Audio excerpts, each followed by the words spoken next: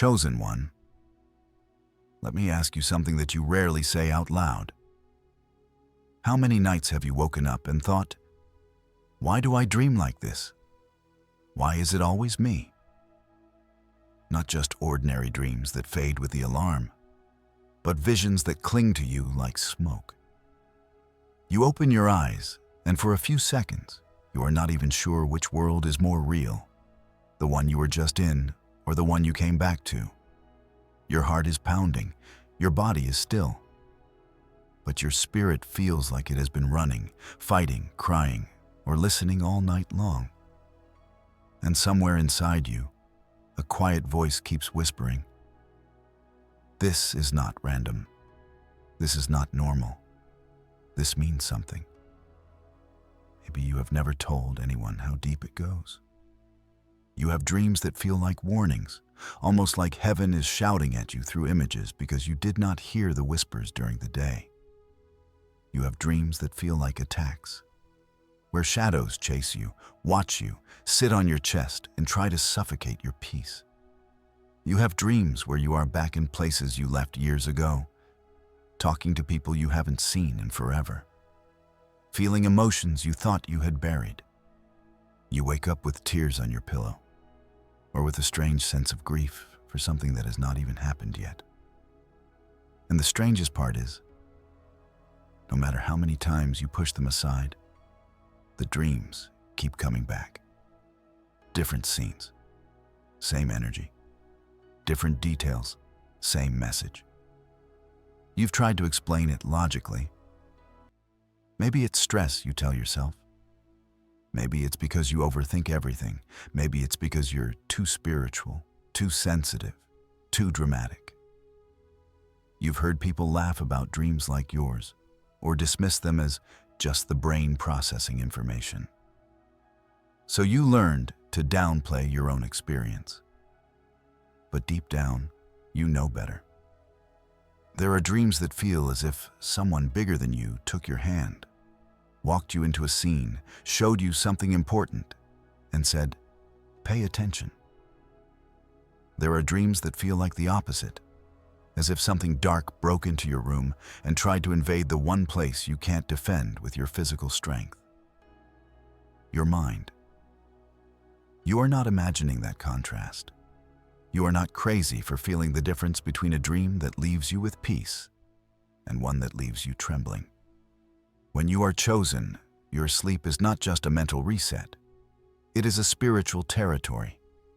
Heaven sees your nights as open canvas, and the enemy sees them as an open door he wishes he could own. That is why you live this strange paradox. Some dreams feel like prophecy, others like warfare. Some wrap you in comfort that makes you feel held by God Himself. Others leave you feeling slimed, watched, or contaminated. You can't shrug them off the way others do, because your spirit is awake even when your body is resting. Think about how many times your dreams have told you the truth before your circumstances did.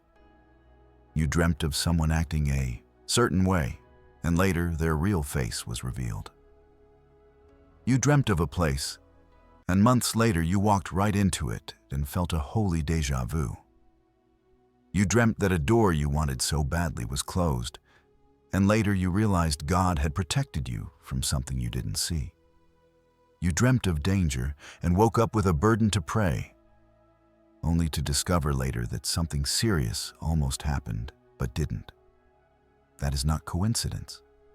That is not a random brain glitch. That is God using the language of the night to reach a heart that is too surrounded by noise in the day. At the same time, you have had nights where your dreams were not pure. They pulled you back into temptations you thought you'd moved past, stirred up fears you had already surrendered, showed you twisted images of yourself, your body, your worth. You woke up feeling ashamed of something you didn't even consciously choose. You spent the morning asking, "Why would I dream that? What's wrong with me? Does this mean I'm bad? Does this mean God is angry with me?" The enemy loves to use those moments to accuse you. He wants you to believe that every dream you have defines you, that every dark image proves something about your identity. But he's a liar. Your dreams are not a verdict against you. They are a battlefield around you. That is very different. Only the chosen feel the weight of this. Many people dream, yes, but they wake up, shrug, forget, and move on. You try to move on, but the dreams follow you into the day. A word, a color, a song, a place will suddenly trigger the memory of a scene that played in your sleep days or even years ago. It's as if your life is being threaded together by invisible hints. And your dreams are the knots where heaven keeps tugging, saying, "Look here, look again." There's something I'm trying to show you. Your sensitivity is not an accident. It is a feature. It means God trusts you with information, warnings, and glimpses that He does not hand out to everyone. It also means the enemy invests extra effort to pollute that channel, because he knows if you ever truly learn to interpret what you see, you would become extremely dangerous to darkness. So here you are, tired of waking up drained, tired of being afraid to fall asleep, tired of feeling like your own mind is a mystery you can't read. You are not here by accident. This message found you because God is ready to put language around what you have been living in silence. He wants you to understand that your bizarre dreams are not random punishments or weird quirks of your personality. They are signals. Some are from Him. Some are from the enemy. Some are from your own soul trying to process pain you refuse to face while awake. But all of them can become doors into greater clarity if you learn to bring them into the light instead of hiding them in shame. In this journey together, we are going to walk through 7 types of bizarre dreams that seem to visit the minds of the chosen. Not to scare you, not to make you obsessed with every detail, but to calm you, to explain you, to empower you. You will see why you dream of being chased, of falling, of old houses, of strange presences, of future events, of returning to places you thought you'd left behind. You will learn how to tell the difference between a dream that needs to be rebuked and a dream that needs to be written down and prayed over. Most of all, you will see that your nights are not proof that you are cursed. They are proof that you are called. And before we go any further, I want you to do something very simple but very intentional. If you feel in your spirit that this is speaking directly to you, that these words are putting light on things you've never been able to explain, I want you to subscribe to this channel and turn on notifications. Not for the algorithm's sake, but for your own. Let that little action be your way of saying, I don't want to wander in this blindly anymore. I want understanding. I want guidance. I want to grow in this instead of being tormented by it. When you subscribe, you are not just following content. You are agreeing with a process of clarity and healing for your inner world. Take a slow breath. Feel your chest rise and fall. You are not crazy. You are not alone. You are not imagining the battles that rage when your eyes are closed. You are a chosen one whose dreams have become a canvas for heaven and a target for hell. But you do not have to be afraid of that anymore. As we move forward, one strange dream at a time, you will begin to see that even in the deepest night, God has never stopped speaking, protecting, and guiding you. Your dreams are not the end of your peace. They can become the doorway into a deeper, quieter confidence that you are held. Even while you sleep, there is a dream that returns like a shadow. Maybe not every night, but often enough that you remember its feeling more than its details. You are running. Sometimes you know what is chasing you. Sometimes you don't. You feel the ground under your feet, but it never feels stable. Streets twist, hallways stretch, doors appear and disappear. You try to shout, but your voice won't come out. You look for someone to help you, but either no one is there or they seem strangely unaware of the danger. It's always you, alone, fleeing from something you can't fully see. You wake up breathless, with your heart pounding as if you've actually been sprinting.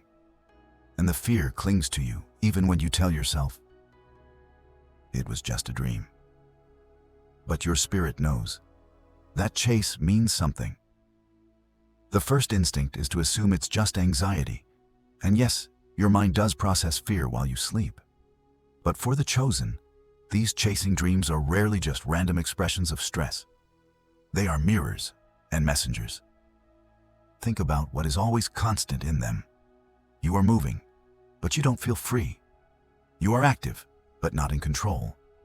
You are expending energy, but not arriving at rest. That is exactly how many seasons of your life have felt, isn't it? You are always doing, striving, solving, showing up for others, pushing through. But deep inside, there is a sensation that you are trying to outrun something you don't want to face. The dream takes that invisible inner reality and paints it in vivid motion so you can finally see it. In many of these dreams, what chases you isn't a clear figure. It might be a dark shape, a vague presence, a faceless person, or just an overwhelming sense of threat. That vagueness is important. It is not always about a specific person or situation. It is about fear itself. Fear of failing, fear of being seen, fear of being rejected, fear of stepping into something bigger than your comfort zone. When you are chosen, there is a call over your life that doesn't match the smallness you sometimes try to hide in. You might avoid responsibilities, avoid conversations, avoid obedience, avoid vulnerability.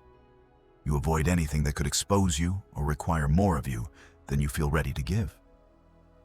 And yet, no matter how far you run, the call doesn't stop. It doesn't give up. It keeps knocking, keeps appearing, keeps chasing. Your dream is simply showing you, in symbolic form, what is happening in the spiritual realm. You are running from what God is trying to bring you into. Sometimes, the thing chasing you does take a recognizable form. It might be someone from your past, a situation you escaped, a place you vowed never to go back to. Those dreams often come when you are in danger of repeating a cycle, when your heart is drifting back toward familiar patterns that once hurt you.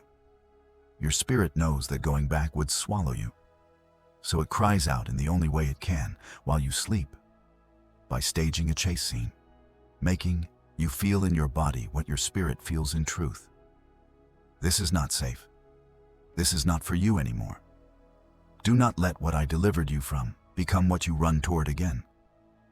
You wake up afraid, but if you look closer, you might realize the dream was actually protecting you. It shook you so you wouldn't be casual about something that could cost you deeply. There is also the version of this dream where you are running, but your legs feel heavy, or you move in slow motion as if the air is thick. No matter how hard you try, you can't get away. You might be trying to scream and nothing comes out. You might be trying to hide and there is nowhere to go. That helplessness is painful, but it is also honest. It reveals a spiritual reality. You cannot outrun spiritual battles with human strength. You cannot keep sprinting away from your calling, your healing, your obedience, and expect to win by sheer willpower.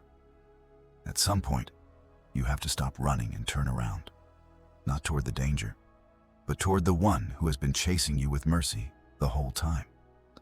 Because here is a hidden twist many chosen ones miss. Not every chase in your dreams is the enemy. Sometimes, what feels like something hunting you is actually God pursuing you. It is His conviction that will not release your heart. It is His purpose that will not settle for your excuses. It is His love that will not let you disappear into the crowd and pretend you were never made for more. Your fear translates that pursuit into threat, so the dream feels terrifying. But if you were to stop running in the dream, if you were to stand still and turn around, I wonder what you would see. Perhaps you would see that the monster after you is really the hand of God trying to touch the places you keep hiding. These dreams often come in seasons where your outer life looks busy. but your inner life feels distant from God. You show up on the outside, work, family, responsibilities. But on the inside, you've muted your own soul. You avoid silence because you know it would confront you with truth. You avoid prayer because you don't want to hear what God might say. So he waits until your defenses are lowered in the night, and then he lets your deeper reality surface. Your dreams become the only place where your spirit gets to be honest. I am tired of running. I am tired of pretending this doesn't matter. I am tired of carrying this fear alone. That honesty is not a curse, it is a doorway. Maybe you have had this chasing dream since you were a child. That is another sign of how early the war around your calling began. The enemy saw your sensitivity, your potential, your anointing long before you did. So he tried to program your subconscious with a constant theme. You are hunted. You are never safe. You must always run. Because a person who believes they are always in danger will never feel stable enough to stand, speak, lead, or love freely. They will live in survival mode, not purpose mode. But God is exposing that script through these very dreams. What the enemy meant to use as a lifelong torment, heaven can use as an invitation to stop running from who you really are. So what do you do when these dreams come? First, you stop using them as more proof that something is wrong with you. Instead, you begin to ask different questions. What am I running from in my waking life? What conversation, decision, calling, or healing am I avoiding? What fear has been chasing me quietly that my dreams are now shouting about? You don't need to decode every symbol. You need to let the main feeling lead you back to honesty. Second, you bring the dream to God, exactly as you experienced it. Tell him how afraid, trapped, or exhausted you felt. Ask him, are you trying to show me something? Are you calling me to stop running? Where do you want me to stand still and trust you? He is not offended by your fear. He already saw it play out in your mind. Now he wants to walk into it with you. Chosen one, the dream of endless chase is not a curse hanging over your head. It is a sign that your life is not neutral. It is a sign that your calling scares the darkness enough to make it try to wear you out in your sleep. It is also a sign that God has not given up pursuing you, even when you are exhausted, even when you have tried to hide, even when you have believed you are too small for what he is asking. The next time you wake up from running in your dreams, instead of saying, "Why is this happening to me?" try whispering, "What are you trying to tell me, Lord?" Because buried beneath the panic, there is always a truth. You are not meant to live your whole life on the run. You were not born to be hunted by fear. You were born to be led by purpose. And the dreams that chase you are often the very ones pointing you back to the path you were always meant to walk. There is another kind of dream that leaves a mark on you long after it ends. You are standing somewhere, on a bridge, on a staircase, on a rooftop, in an elevator, in a car, in a plane, and then suddenly the ground disappears. You slip, you lose your grip. The floor gives way, you are falling, fast. Your stomach drops. Your hands reach out for something, anything, but there is nothing to hold. Sometimes you wake up right before you hit the ground, jerking in your bed as if your body is trying to catch itself from a fall that never physically happened. You lie there, heart racing, thinking, what was that? Why do I keep having these dreams? It feels so real that for a few seconds, you aren't sure which world you belong to, the one where you are falling or the one where you are lying still in the dark.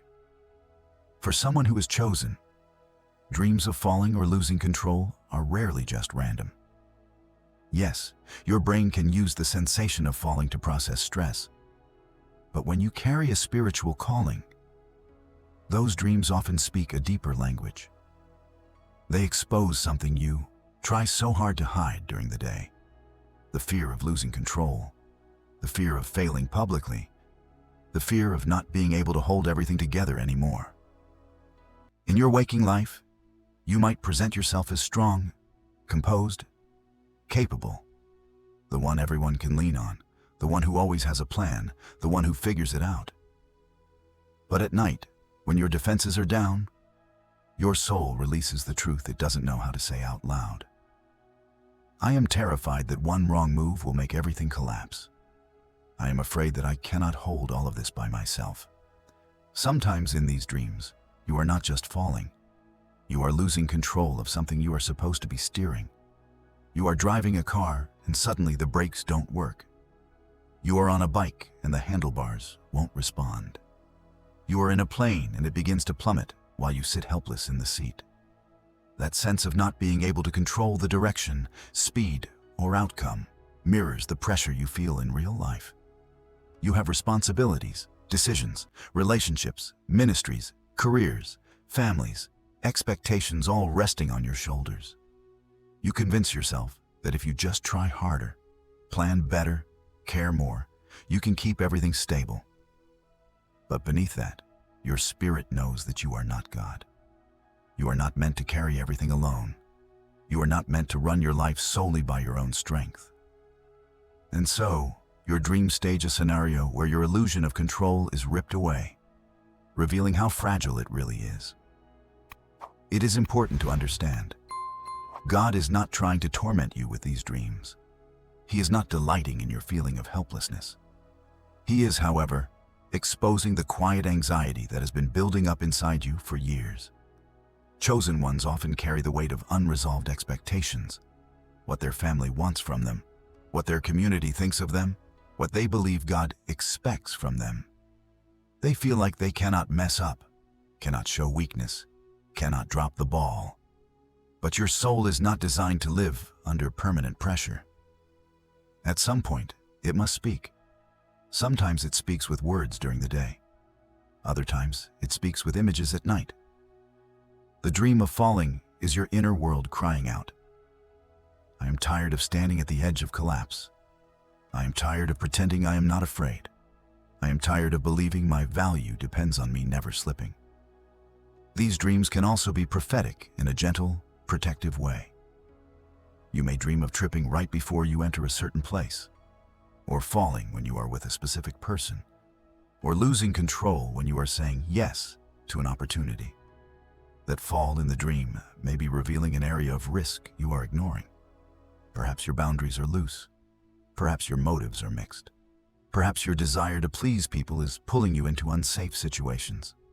God sometimes lets you feel the shock of a fall in a dream, so that you don't have to experience a much harder crash in reality.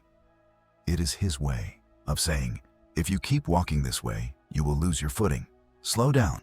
Rethink this. Let me steady you before you step. What feels like pure fear may actually be mercy in disguise. Pay attention, too, to what happens right before you fall in these dreams. Were you distracted? Were you looking down at your phone? Were you trying to carry too many things at once? Were you leaning on a railing that turned out not to be secure? Those little details often reflect spiritual truths. Distraction, divided focus, and dependence on unstable supports are common ways chosen ones drift into danger. You think you can juggle everything: your calling, your temptations, your secrets, your responsibilities, and still stand firm. But your dream shows you in one sharp moment what your life would look like if nothing changes. A sudden drop, a helpless free fall, a realization that what you built your stability on could not actually hold you. Again, this is not condemnation. It is a wake-up call. Come back to the rock. Come back to what is solid. Stop leaning on what can crumble. You may notice that as life gets busier, as you get closer to big decisions or transitions, these falling dreams intensify. That is not random. The more you step into the next level of your calling, the more your soul feels the shift in responsibility, and the more your anxiety tries to keep up. If you do not bring that anxiety to God in your waking hours, your sleeping hours will bring it to you. The dream becomes a place where everything you try to manage alone finally spills over. Rather than despising these dreams, you can start to use them as signals. My soul is not okay. My pressure is showing. I need to lean into God more deeply, not just work harder. Perhaps the most powerful way to respond is not to obsess over every symbol, but to ask one simple question in prayer after a falling dream. Lord, where in my life am I afraid of losing control? Where am I relying on my own strength instead of trusting yours? Then wait. Let memories, situations, relationships surface in your mind. There will be places where you've been white-knuckling your way through, afraid that if you let go even a little, everything and everyone will collapse. In those places, God is not asking you to be irresponsible. He is asking you to remember that you are not the Savior. You are not the foundation. You are not the one holding the universe together. He is. Chosen one, the dream of falling is not a prophecy that you are doomed to crash. It is an invitation to stop living as if you are the only one keeping your world from collapsing. It is heaven's way of revealing how tightly you grip the steering wheel of your life, while your soul longs to rest in the hands of the one who never drops what he holds. The next time you wake up from that terrifying drop, instead of saying, "Something is wrong with me," try whispering, "Something is being revealed in me." Fear is surfacing, not to shame you, but to be healed. Anxiety is being exposed, not to define you, but to be replaced with trust. You were never meant to live on the edge of a cliff, always bracing for the moment you finally fall.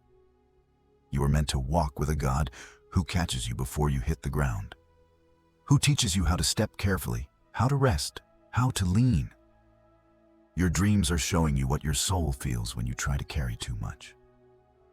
Let them drive you, not into panic, but into deeper dependence. Because the truth is, you are safer in free fall with his hands under you than standing alone on any platform you built for yourself. There is a kind of dream that feels less like a story and more like a slow walk through a place you somehow know and don't know at the same time. In it, you are in a house.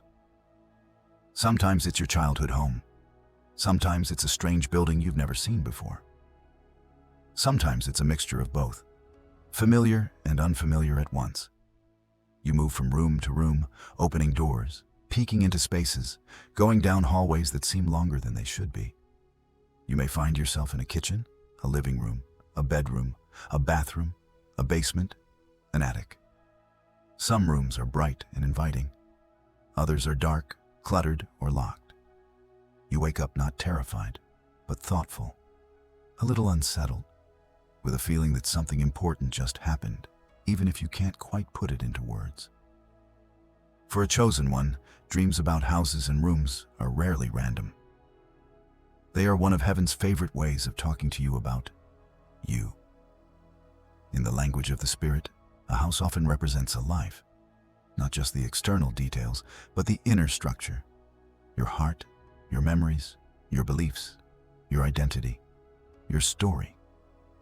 As you walk through a house in your dreams, you are really walking through your own soul. The rooms are not just rooms, they are parts of you. The people inside them are not just characters, they are reflections of the relationships, seasons, and voices that helped shape you. And the way each space feels is a direct reflection of how that part of your inner world is doing right now. Think about how vivid some of these dreams are. You step into a room and immediately feel warm and safe. There is light, order, perhaps music, maybe the smell of food. You don't want to leave that room because it feels like home inside home. Often those rooms mirror areas of your life where you are aligned with God's peace. Relationships where you are seen, habits that are healthy, parts of your identity that you have accepted with gratitude. Then there are other rooms. You open a door and find chaos, piles of clutter, broken furniture, old clothes, dust, darkness. Or maybe you find a room you didn't even know existed, hidden behind a wall, at the end of a hallway, under the stairs. You feel uneasy there, like you discovered a secret you weren't supposed to see. Those rooms often represent memories, wounds, or beliefs you have pushed aside, things you stored away instead of healing. Your conscious mind decided to move on, but your soul kept the door, the mess, and the atmosphere. Sometimes in these dreams, you find yourself in a basement or a cellar. It's damp, low, hidden. Basements in dreams can point to what is beneath the surface. Deep fears, buried trauma, generational patterns, the roots of behaviors you don't fully understand. When you go down those stairs in your dream, it is not to punish you. It is because God is willing to go with you into the parts of your story you prefer to avoid. He is not afraid of your basements. He is not shocked by the mess stored there. He already knows. The dream is his way of saying, I am ready to visit this with you. I am ready to clean here too. You don't have to keep pretending this place doesn't exist. Other times, you climb up instead of down. You find yourself in an attic, a high room, a loft. Attics often symbolize thoughts, ideas, memories that you keep above daily life. Your imagination, your long-buried dreams, your unanswered questions about God and yourself. Maybe the attic is full of dusty boxes labeled with years, seasons, or names. Maybe it's empty and echoing, as if you abandoned your own dreams long ago. Walking through that space in a dream can be God's way of reminding you that there are promises, callings, and creative parts of you that have been shelved, forgotten, or covered. He is not showing you to shame you for it. He is inviting you to pull them back into the light, to remember what you once believed about your future before pain taught you to expect less. Pay attention to doors in these house dreams. Sometimes you encounter doors that will not open, no matter how hard you push. You sense something behind them, voices, light, shadow. But you are locked out. That can point to areas of your heart that you have sealed shut, to people you refuse to forgive, to emotions you won't let yourself feel, to callings you have labeled, not for me. In other dreams, you might find doors wide open that should be closed. The house is exposed. Anyone or anything can walk in. That can mirror a lack of boundaries in your waking life. Too much access given to people who do not handle your heart well. Too much openness to influences that have no right to live in you. The dream is not calling you dirty. It is calling you to discern. There are also dreams where you discover you are not alone in the house. Maybe you see strangers in rooms that should belong to you, moving your things, sitting in your space, acting like they own the place. That can represent agreements you have made with lies, identities you've taken on that were never yours, or spiritual influences that have taken advantage of your exhaustion. Perhaps shame has been living in your living room. Perhaps fear has been sleeping in your bedroom. Perhaps a voice of condemnation has set up an office in your mind, dictating your decisions. Seeing them in a dream is God's way of saying, look, this does not belong here. This is your house, your soul, your life. You do not have to host what is hurting you. Sometimes, the house in your dream is one you used to live in long ago. A childhood home, an apartment from a past season, a place attached to a relationship that ended. Walking through those rooms again is often a sign that God is visiting an old chapter with you. He may want to show you something you missed, heal a moment you never processed, or close a door you left half open. Perhaps there are still parts of you stuck in that season.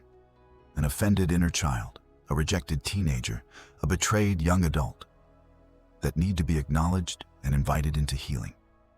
The dream leads you back there, not to trap you in nostalgia or regret, but to help you reclaim the pieces of your heart you left behind.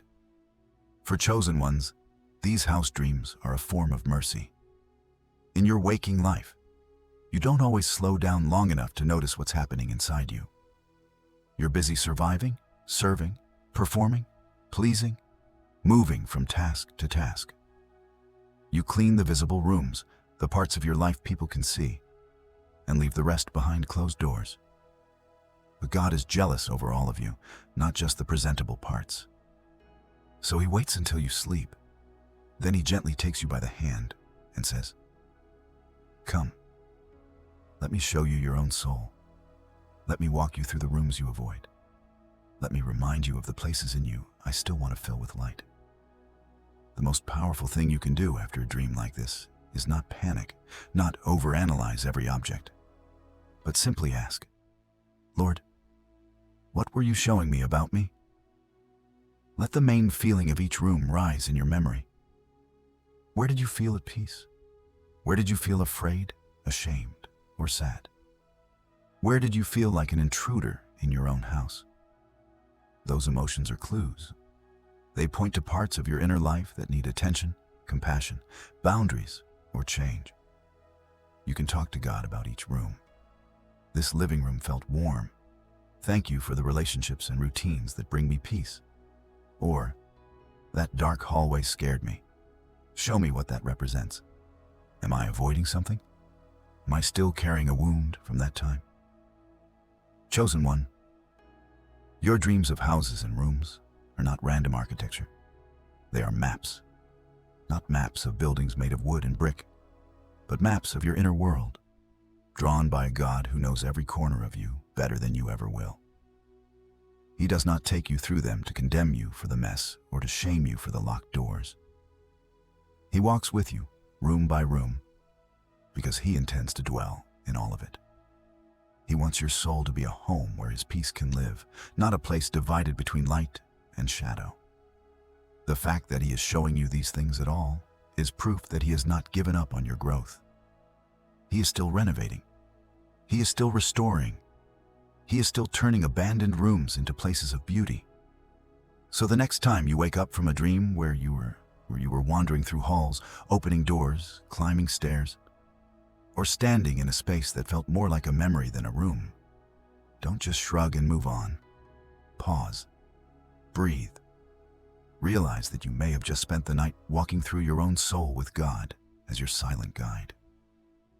And if he took you there, it is because he is ready to heal, reorder, and reclaim what you have long forgotten how to visit on your own.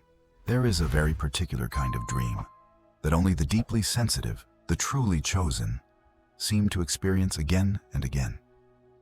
In it, time itself stops behaving like a straight line. Some nights, you are in places you have never seen before, with people you don't know, saying words you have never said, and yet everything feels strangely familiar. You notice the smallest details. The way the light comes through a certain window, the color of a door, a sentence someone speaks that lands in your spirit like a stone in water. You wake up and tell yourself, that was strange, and you move on. But then, days or months later, you walk into a moment in real life and your whole being freezes. You have already stood here. You have already heard this exact phrase. You have already turned your head this way and felt this exact air. The world calls it déjà vu. But in your spirit, you know it is more than that. It feels like God leaning close and whispering, I was here before you. I let you see this ahead of time so that when you arrived, you would know you are not wandering. You are walking inside a story I already know by heart. These future glimpse dreams are not accidents. They are not you being too mystical or overdramatic. They are your Father stepping outside of time to steady your heart inside time. He does not show you everything because he still calls you to walk by faith. But sometimes he gives you a single page from the next chapter so that when fear tells you, this is random, this is risky, this is out of control, you can quietly answer, no, I have seen this before. Heaven is not improvising with my life. At the same time, there are nights when your dreams do the opposite. Instead of pulling you into tomorrow, they drag you back into yesterday. You find yourself walking through an old school, searching for a class you never attended or an exam you never took. You are back in a childhood home, in a bedroom painted a color you forgot until the dream showed it to you again. You revisit a city tied to a relationship that ended. Sit at a table you once laughed at. Hear a voice you have tried so hard to forget. You wake up with a heaviness in your chest and a question in your mind. Why am I still here? Why am I dreaming about this again? And because no one taught you how holy this is, you assume it means you are stuck, that you haven't healed, that you must secretly still want to go back. But for a chosen one, returning in dreams is rarely about going backward. It is almost always about finishing what was left unfinished inside you. Your body left that season. Your calendar moved on. But part of your heart stayed sitting in those rooms. There are words you swallowed then that you never got to say. There are tears your younger self didn't have permission to cry. There are lies you believed in that era about your worth, your beauty, your intelligence, your calling, that you never challenged. You just built your life around them. So God, who refuses to leave fragments of you spread across your history, comes to collect them. He takes you back at night, not as a prisoner, but as a visitor, so that you can see with today's eyes what you lived through with yesterday's understanding. He is not saying, you belong here. He is saying, look, this is where you learned to see yourself as less. This is where you decided love had to hurt. This is where you started performing instead of being. Let me stand here with you now, so we can bless this younger you, release this version of you, and bring them forward into the healing I am giving you today. If you pay close attention, you will notice a pattern in both kinds of dreams. The ones that show you the future and the ones that return you to the past carry the same heartbeat. God refuses to let you walk blind. When He flashes a scene of tomorrow across your mind in the middle of the night, He is anchoring your hope. He is saying, you will not always be in this valley. There is a room of laughter coming, a conversation of restoration, a place of purpose where you will finally feel aligned. I am letting you taste it in your sleep so that when the waiting gets long, you don't believe the lie that there is nothing ahead.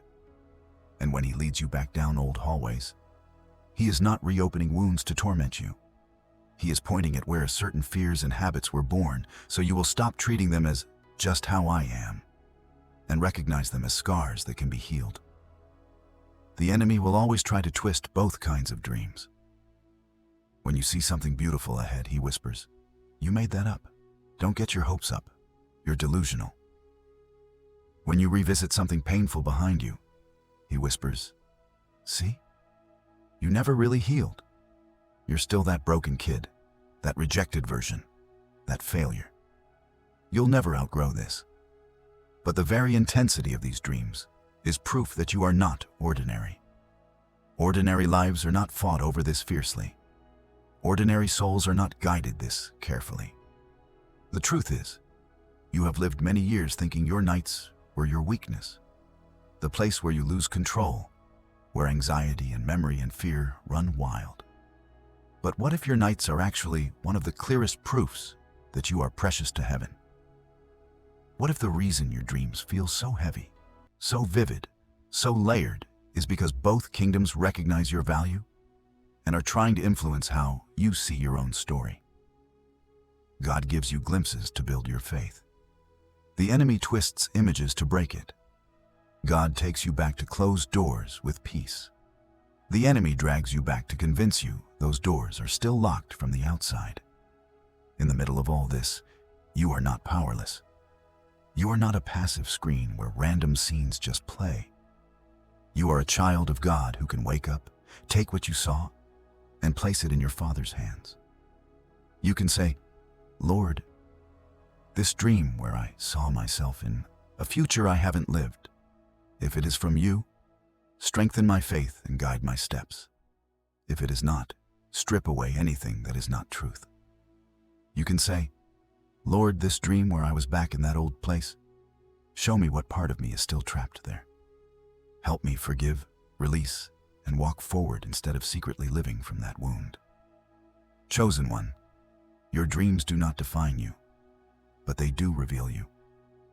They reveal where you are afraid, where you still carry shame, where hope is trying to grow, where God is quietly preparing something good that your eyes have not seen yet.